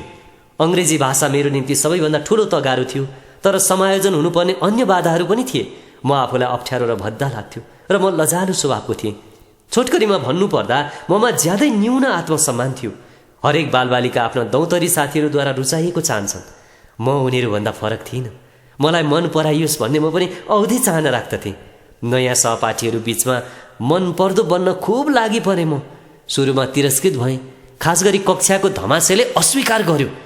त्यसपछि उसको पछाडि कुरा काटेर उसलाई घोचपेच गर्दै र मैले भनेको कुरा उसले बुझ्ने कोसिस गर्दा उसकै मुखेन्जी उपहासपूर्ण हाँसो गर्दै प्रति आक्रमण गर्न थालेँ।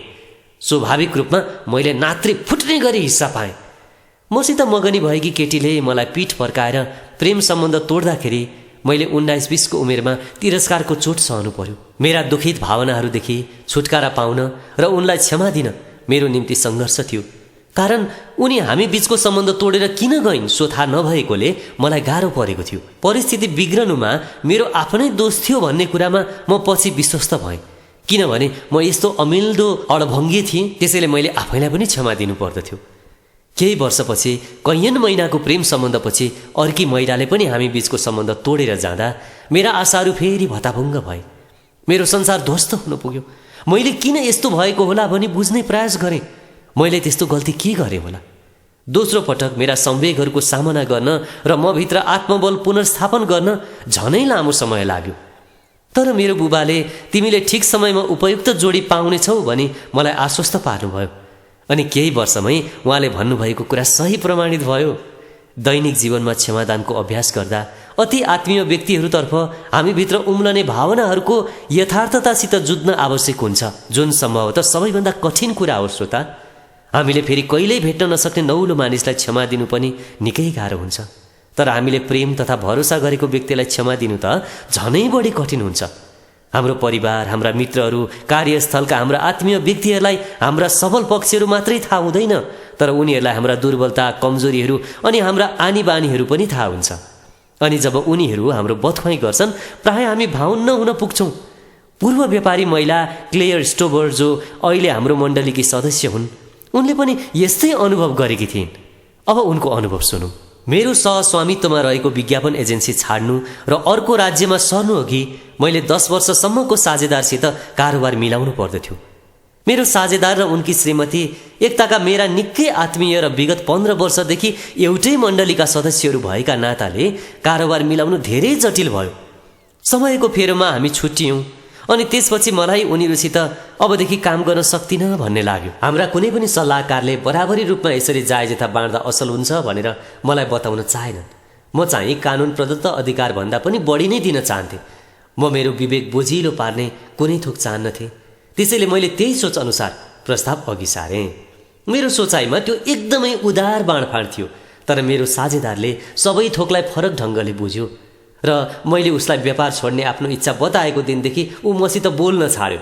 दुर्भाग्यवश मेरा जिम्मेवारीहरू पर्याप्त मात्रामा सम्पन्न भइसकेका छन् भनी मलाई अनुभूत भएको 2 महिना बितिसकेको थियो। सङ्क्रमणकाल लामो, अव्यक्त, एक्लो अनि आक्रोशपूर्ण शब्दहरूद्वारा रोकियो। मैले छोड्ने समयसम्म हामीले सम्झौता पत्रमा हस्ताक्षर गरेका थिएनौँ। दुवैतर्फबाट वकिलहरू ल्याइयो, तर उनीहरूले त पानी मात्रै धमिल्याए। प्रस्ताव सम्बन्धी मध्यस्थता गरिदिनको निम्ति मैले बाह्य स्रोत चाहेको थिएँ, तर मेरो साझेदारले मध्यस्थकर्तालाई हटाइदियो। बरु उसले 7 वर्षसम्म हामीसित कार्यरत लेखापालबाट सल्लाह माग्यो। लेखापालले व्यापारलाई निरन्तरता दिने साझेदारसित आफ्नो भविष्य छ भन्ने कुरा झट्टै बुझेकोले उसले मेरो विदाईलाई साह्रै जटिल बनाउन साझेदारलाई सहयोग गर्यो। अन्तिम सम्झौतामा आइपुग्न धेरै प्रस्ताव र प्रतिप्रस्तावहरू आए। म यस विषयमा नालीबेली लगाउँदिनँ, तर उनीहरूको मागको नतिजाले म उनीहरूसित रहँदा गत पुरै वर्ष जनवरीदेखि डिसेम्बरसम्म फर्मले जति कमायो ती सबैको आधा आम्दानीको कर तिर्न मलाई उत्तरदायित्व ल्यायो। यद्यपि जुनसम्मको कमाईको हिस्सा मात्रै मैले पाएको थिएँ। मैले 50,000 अमेरिकन डलर तिर्नु पर्यो, जुन चाहिँ वास्तवमा उनीहरूले नै तिर्नुपर्ने थियो। जब मैले उनीहरूले गरेका हरकत पूर्व योजना अनुसार नै गरेको महसुस गरेँ, म साह्रै आक्रोशित भएँ। फलत मैले धेरै रातहरू अनिदो कटाएँ। मलाई लाग्यो यिनीहरूले मलाई धुलोमा पुर्याउन षड्यन्त्र गरेका रहेछन्। म जीवनमा धेरै कठिनाइपूर्ण समयहरूबाट गुज्रेको छु, तर जुरुक्क उठ्दै कोल्टो पर्दै धेरै रातहरूसम्म म कहिल्यै अनिदो बसेको छैन र क्रोध तथा गहिरो चोटले कहिल्यै मर्माहत भइरहेन। जब म दिनमा घटेका घटनाहरूबारे विचार गर्दथेँ, मभित्र उम्रेर निस्केका क्रोधका छालहरू यति शक्तिशाली हुन्थे कि तिनले मलाई ढलपर पारेरै छाड्थे। घाउमा नुनचुक छर्न एकजना मित्रले मलाई सोधे, तिमी के को विषयमा यति धेरै निराश छौ? सिर्फ पैसा हो। त्यस कुराले त मलाई झनै बढी आक्रोशित बनायो। हो, त्यो पैसा नै थियो र त्यस समयमा खास गरी पैसा जरुरी थिएन, तर त्यो त धेरै पैसाको कुरा थियो अनि त्यो पैसा मेरै थियो र उनीहरूले मलाई धोका दिएका थिए। यद्यपि आन्तरिक राजस्व सेवालाई पक्कै पनि ढिलाइ गर्न सकिन्थ्यो, त्यसैले मैले चेक तयार पारेँ अनि बदला लिनुहुने परमेश्वरमा आशा राखेँ। मैले त्यसबेला क्षमादानको निम्ति प्रथम कदम चालेँ जब एक रात रेडियो सुन्दै एक्लै गाडी चलाइरहेको थिएँ। त्यसबेला क्षमादानको बारेमा गीत बज्यो। गायकले गीत गाउनु अघि त्यसका शब्दहरूबारे व्याख्या गर्यो। हामी आफ्ना पीडाहरू हाम्रा हृदयका दराजमा राख्दछौँ र तिनलाई पर्लक्क पल्टाएर पुनः प्रदर्शन गर्न घरिघरि यसरी बाहिर ल्याइरहन्छौँ भनी उसले वर्णन गर्यो। हामी आत्मदयालाई गोडमेल गरेर राख्दछौँ। भाग 10। प्रिय आदरणीय श्रोतालाई हामी गत भागदेखि नै पूर्व व्यापारी महिला क्लेयर स्टोबरको जीवन कथा सुनाइरहेका छौँ। रेडियोमा बजेको गीतको अन्त्यमा अचम्म लाग्दो कुरा थियो।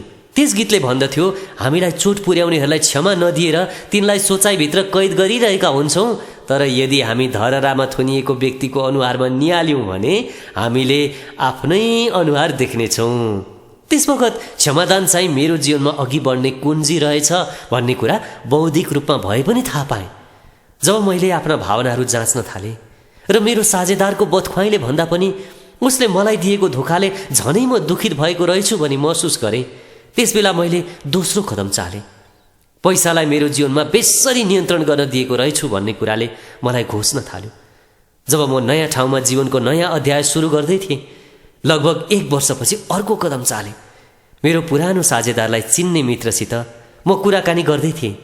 त्यसबेला उनले मलाई तिम्रो साझेदारलाई क्षमा दिएनौ त भनी सोधिन्। मैले फ्याट्टै भनिदिएँ, पक्कै। उनलाई चित्त नबुझेकोले उनले मलाई तिमीहरू सँगसँगै काम नगरे तापनि तिमीहरू दुवैजनाको भविष्यको खातिर क्षमादान अति महत्त्वपूर्ण हुन्छ है भनी कुरा प्रस्ट्याउँदै गइन्। उनले भनिन्, तिमीले उसलाई क्षमा नदिएर तिमीले उसलाई कुनै न कुनै तरिकाले बन्धनमा राखिरहेका हुन्छौ र उसलाई आफ्नो जीवनमा अघि बढ्न तिमीले स्वतन्त्रता दिइरहेका हुँदैनौ, अनि तिमीले आफ्नो भविष्यलाई पनि त्यही किसिमले दुष्प्रभावित तुल्याइरहेका हुन्छौ। मैले मित्रलाई सोधेँ, त्यसो हो भने क्षमादानले कसरी काम गर्छ त? उनले भनिन्, क्षमादान चाहिँ उपहार जस्तै हो। हामीले चाहना राखे जस्तै क्षमा दिन पनि इच्छा गर्न सक्छौ, तर आखिरमा आफैलाई नै क्षमादान दिएको हुनुपर्छ। अनि चुक हुँदै मैले क्षमा दिन आफैले इच्छा गर्न थालेँ।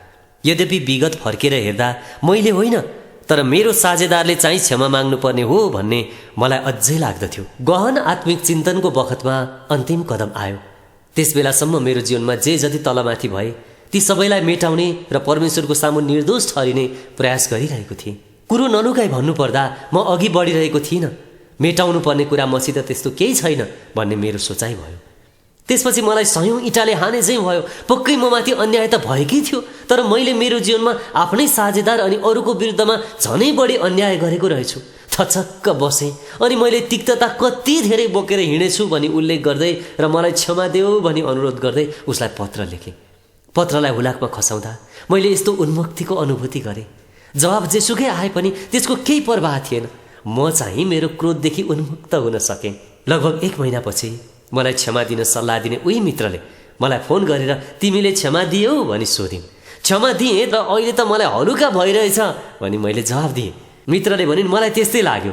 उसमा पनि नवीन स्वतन्त्रता आएको चाल पाएकी छु। निष्कर्षमा भन्नुपर्दा यदि क्षमादानले फल फलाउने हो भने क्षमादान वरिपरिको जमिन अर्थात् हृदयको जमिन क्षमादान उम्रनको निम्ति कमलो र उर्वर हुनुपर्दछ। यदि त्यो जमिन कमलो भएन भने, यदि तपाईँ विनम्र र ग्रहणशील हुन तत्पर हुन सक्नु भएन भने तपाईँको क्षमादान चाहिँ असफल हाउभाउ भन्दा कहिल्यै माथि हुने छैन। क्षमा र विवाह। मदर टेरेजाले एकपटक यसो भनिन्, दाम्पत्य जीवनमा सङ्घर्ष गरिरहेका विवाहित दम्पतिको निम्ति तपाईँ के सल्लाह दिनुहुन्छ भनी मानिसहरू मलाई सोध्ने गर्छन्। म सधैँ यस्तो जवाब दिन्छु, प्रार्थना र क्षमा। म उग्र घरानाबाट आएका जवान दम्पतिलाई भन्ने गर्छु, प्रार्थना र क्षमा। अनि परिवारको साथ नपाएकी एकल आमालाई पनि भन्छु, प्रार्थना र क्षमा। प्रिय श्रोता, विवाह परामर्शका धेरै वर्षहरूमा मैले श्रीमान र श्रीमतीले एकअर्कालाई दिनदिनै क्षमा दिएनन् भने वैवाहिक जीवन दुरुस्तै नरक बन्दो रहेछ भन्ने कुरा बारम्बार देखेको छु। मलाई माफ गर भन्ने 3वटा सामान्य शब्दहरूले अति जटिल समस्याहरू प्राय समाधान हुन सक्ता रहेछन् भन्ने कुरा पनि मैले बुझेको छु। श्रोता, आफ्नो श्रीमान वा श्रीमतीसित क्षमा माग्न जहिले पनि गाह्रो हुन्छ, कारण क्षमाको निम्ति नम्रता, ग्रहणशीलता अनि कमजोरी तथा असफलताको स्वीकारोक्ति आवश्यक पर्दछ। यद्यपि वैवाहिक जीवनलाई स्वस्थ तुल्याउने केही कुराहरू छन्। नाजी शासनको विरोध गरेकोमा हिटलरद्वारा जेल हालिएका जर्मन पास्टर डिट्रिच बोनहोफरले आफूले स्थापित गरेको सानो विश्वासी समुदायका सदस्यहरूलाई क्षमादानमा एकसाथ बस्नुको आवश्यकता बारे बताउने गर्दथे। उनी भन्थे, क्षमादान बिना कुनै मानव सङ्गति वैवाहिक जीवन टिक्न सक्दैन। उनले एकपटक लेखेका थिए, आफ्नो अधिकारमा जोड नदिनुहोस्, अर्कालाई दोष नथोपर्नुहोस्, एकअर्काको न्याय वा आलोचना नगर्नुहोस्, एकअर्काको गल्ती नकोट्याउनुहोस्, बरु जस्तो हुनुहुन्छ त्यस्तै एकअर्कालाई ग्रहण गर्नुहोस् अनि हरेक दिन एकअर्कालाई हृदयभित्रैदेखि क्षमा दिनुहोस्। जीवनसाथी कहिल्यै पूर्ण हुन सक्दैन भन्ने सामान्य चेतनाले धेरै विवाहहरू टुट्नदेखि जोगिन सक्छन्। असहमतिहरूको उपस्थिति नहुनु नै स्वस्थ सम्बन्ध हो भन्ने कुरा प्राय गरी दम्पतिहरू कल्पना गर्दछन्। यस्तो अवास्तविक अपेक्षा अनुसार जिउन असमर्थ भएपछि उनीहरू एकअर्काको बारेका आफ्ना भावनाहरू गुम्स्याएर राख्छन् वा भ्रमित भएर छाडिदिन्छन् अनि बेमेलपनको कारण बनाई छुटिन पुग्छन्। हामीबाट जान अजानमा भूल हुन्छ अनि हामी एकअर्कालाई चोट पुर्याउँदछौँ। यो नै मानवीय अपूर्णताको अर्थ हो। मेरै व्यक्तिगत जीवनकै कुरा गर्ने हो भने आवश्यक भएमा 70 गुणा 7 पटक क्षमा दिनु नै एक मात्रै क्षतिपूर्तिको समाधान रहेछ भन्ने कुरा मैले पत्ता लगाएको छु। C.S. ल्युइसले लेखेका छन्, दैनिक जीवनमा निरन्तर रिस उठाइरहने कुरालाई क्षमा दिन अरन खटन मात्रै गर्ने सासु आमालाई, दमनकारी श्रीमानलाई, किचकिचे श्रीमतीलाई, स्वार्थी छोरीलाई, छली छोरालाई क्षमा दिरनको निम्ति हामी कसरी त्यसो गर्न सक्छौँ? मलाई लाग्छ हामी जहाँ उभिएका छौँ त्यसलाई सम्झेर वा हाम्रा अपराध क्षमा गर्नुहोस् जसरी हामीले आफ्ना अपराधीहरूलाई क्षमा गरेका छौँ भने हामीले हर रात्रि हाम्रा प्रार्थनामा भन्ने गरेका शब्दहरूको अभिप्राय बुझेर मात्रै क्षमा दिन सक्छौँ। मेरी श्रीमतीका आमा बुबा ह्यान्स र मार्ग्रेट मेयरद्वारा क्षमादानको शक्तिबारे सुन्दर रूपमा चित्रण गर्न सकिन्छ। बुबा ह्यान्स हठी हुनुहुन्थ्यो।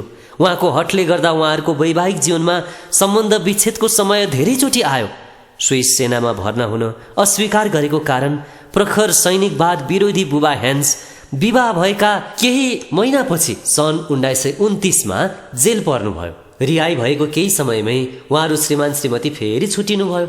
आमा मार्ग्रेटले मेरा हजुरबा हजुरआमाले स्थापना गर्नुभएको विश्वासी समुदाय भेट्नु भएकोले त्यही मण्डलीको सदस्य बन्ने इच्छा गर्नुभएछ, तर ह्यान्सले चाहिँ रुचि देखाउनु भएनछ। पहिलो सन्तानलाई भर्खरै जन्म दिएको कारणले आमाले बुबालाई ती विश्वासीहरूसित सहभागी बनौँ भनी अनुरोध गर्नुभयो, तर बुबा चाहिँ टस्को मस हुनु भएन। उहाँलाई त्यस मण्डलीमा जानलाई मनाउन निकै महिना लाग्यो। 30 वर्ष र 11 जना नानीहरू पाएपछि उहाँहरू फेरि मण्डलीप्रतिको आफ्ना प्रतिबद्धताको विषयमा मतान्तर भएकोले तेस्रो पटक छुट्टिनुभयो। बुबा बुनोस एयर्सतिर लाग्नुभयो, जहाँ उहाँ 11 वर्ष बस्नुभयो। आमा चाहिँ भेरेनासहित आफ्ना सबैजसो नानीहरू लिएर अमेरिकातिर लाग्नुभयो। बाह्य रूपमा हेर्दा वैमनस्यका सङ्केतहरू देखिँदैन थिए, तर चङ्गाईका सङ्केतहरू पनि थिएनन्। क्रमिक रूपमा तिक्तताको पर्खाल चुलिँदै गयो। त्यही पर्खाल नै उहाँहरूलाई सदाको निम्ति छुट्याइदिने कारक बन्यो। भेरेना र म बीच सन् 1966मा विवाह सम्पन्न हुँदा मेरा ससुरा बुबा ह्यान्स हाम्रो विवाहमा पनि उपस्थित हुनु भएन। बुबासित मेलमिलापको वातावरण सिर्जना गर्न सकिन्छ कि भन्ने जमर्कोले 1972मा मेरी पत्नी भेरेनाका भाइ एन्ड्रियाससित म बुनोस एयर्स गएँ। तर उहाँलाई मतलब थिएन, सुरुमा अलिकति पनि थिएन। उहाँ त आफ्नो कहानी बताउन र मलाई यति पटक चोट पुर्याइयो भने हामीलाई अवगत गराउन मात्रै चाहनुहुन्थ्यो। हाम्रो यात्राको अन्तिम दिनमा भने केही परिवर्तन देखियो। उहाँले म अमेरिकामा तिमीहरू कहाँ आउनेछु भन्नुभयो। उहाँले म 2 हप्ताको निम्ति मात्रै आउनेछु अनि 2 हप्ताको फर्कने टिकट लिनेछु भनी जोड दिनुभयो। जे होस् यो सुरुवात थियो। भेटघाटमा हामी निराश भयौँ। खासमा बुबा क्षमा दिन असमर्थ हुनुभयो। हामीले विगतका असमझदारीहरू हटाउन हर प्रयत्न गर्यौँ अनि उहाँको त्यति लामो विरक्ति उत्पन्न गराउने घटनाहरूमा हामीले गरेका भुलहरू स्वीकार गर्यौँ, तर हामी जहाँको त्यहीँ अड्किरहेका थियौँ। बुबालाई हामी बीच खडा भएको एक मात्रै चिज चाहिँ क्षमा दिन नसक्ने आफ्नै कमजोरी हो भन्ने कुरा बौद्धिक रूपमा थाहा थियो। यद्यपि उहाँले आफूलाई क्षमा दिने कुरामा संलग्न गराउन सक्नु भएन। त्यसपछि निर्णायक परिवर्तन बिन्दु आयो। निष्कर्षमा पुग्न नसकेको छलफलको बीचमा कलेजो क्यान्सरले मर्न लाग्नुभएको मेरो अङ्कल ह्यान्स हर्मनले भयभरको बल लगाउनु भयो। जुरुक्क उभिनुभयो, बुबा कहाँ आउनुभयो अनि छातीमा प्याट्ठ पार्दै भन्नुभयो, ह्यान्स, परिवर्तन यहीँबाट हुनुपर्छ। यी शब्दहरूका लागि अङ्कलले भयङ्कर प्रयत्न गर्नु पर्यो। उहाँले नाकको नलीद्वारा पूरक अक्सिजन लिइरहनु भएको थियो र उहाँ बडो मुस्किलले बोल्न सक्नुहुन्थ्यो। बुबा पूर्ण रूपमा गल्नुभयो। उहाँको कठोरता पग्लियो अनि उहाँले तुरुन्तै क्षमा दिने अनि आफ्नै श्रीमती र परिवारसित फर्कने निर्णय गर्नुभयो। श्रोता, आफ्ना कामकाजहरू सिद्ध्याउनको लागि अर्जेन्टिना फर्केपछि उहाँ सधैँको निम्ति आफ्नो परिवारसित रहन फर्कनुभयो। सौभाग्यवश अलगिएको त्यतिका वर्षहरूमा पनि ह्यान्स र मार्ग्रेटको वैवाहिक सम्बन्ध कदापि पूर्ण रूपमा टुट्न पाएन। ससुरा बुबा ह्यान्सले कहिल्यै अर्की स्त्रीलाई छुनु भएन अनि सासू मार्ग्रेटले चाहिँ आफ्नो श्रीमानको फिर्तीको निम्ति दैनिक रूपमा प्रार्थना गर्नुहुन्थ्यो। यद्यपि उहाँहरू बीच सम्बन्ध विकास हुन समय लाग्यो। निसन्देह रूपमा क्षमा दिने उहाँहरूको तत्परता नै मुख्य चाबी थियो। अन्त्यमा उहाँहरूको विवाह एक अर्काप्रतिको प्रगाढ प्रेम र आनन्दमा पूर्ण रूपमा पुनर्स्थापित हुन पुग्यो। यस्तो सम्बन्ध सासूआमा मार्ग्रेट जीवित रहनु भएसम्म 16 वर्ष रह्यो। मेरा सासू ससुराको कहानीले लामो समयसम्म अवरुद्ध विवाह पनि पुनर्स्थापित हुन सक्दो रहेछ भन्ने कुरा देखाउँदछ। व्यभिचारद्वारा भत्किएको विवाह चाहिँ के हुन्छ?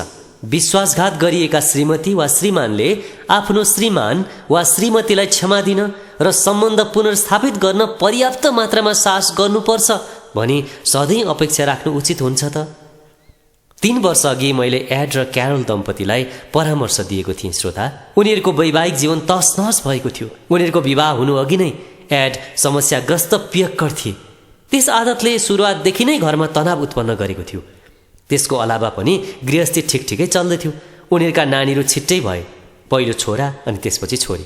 बाहिरका मानिसहरूको नजरमा उनीहरूको वैवाहिक जीवन एकदमै मिलेको देखिन्थ्यो, तर भित्रभित्रै एड र क्यारोल चाहिँ उत्तर र दक्षिणी ध्रुव चाहिँ टाढा भइरहेका थिए।